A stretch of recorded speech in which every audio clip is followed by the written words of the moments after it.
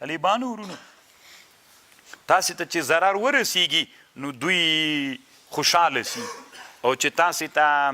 نه چې دوی تاسو ته حسنه ورسیږي دوی غمجن سي تاسو ته چې مصیبت ورسیږي دوی خوشحاله سي طالبانو ورونو دې کتاب ته بوریقه المحمودیه وایي دا هم یو ډېر ښه کتاب ده اصل کې دا کتاب د تزکیې د نفس دپاره جوړ کتاب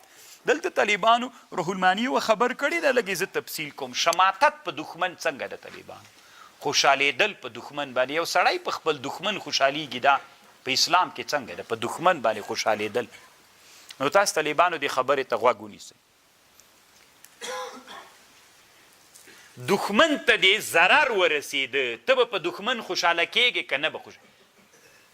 یو حالت کې خوشحالېدل ناروا دي طالبانو یو حالت کې خوشحالېدل روا دي دښمن د طالبانو ورونو د دغه حیثیته به پې خوشحالېږې چې هغه ظلمونه کول ښه ده چې انسانان له ظلمونه خوشحاله سول له دغه حیثیت نه به پې خوشحالېږي دا لږ باریکه مسله ده دې ته متوجه سئ ګوره دښمن ته دې ضرر ورسېد ته به داسې پې خوشحالېږي چې ښه ده الله ډېر ظالم و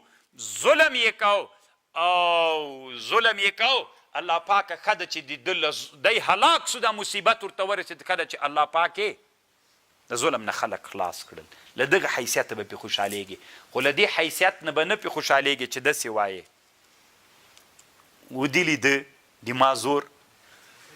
نو خدا دا معنی طالبانو یو قسم دا ودې لیده چې دما د وجې نه هلاک سو ودې لیده چې ما خیرا ورته کړه چې هلاک سو له دغه حیثیت نه دا ناروا ده طالبانو دا مضموم ده ځکه دی وایي فالفرح بمصیبة العدو مضموم جدا دښمن ته چې مصیبت ورسېد ته شماتت خوشحالۍ پې کوې دا ناروا ده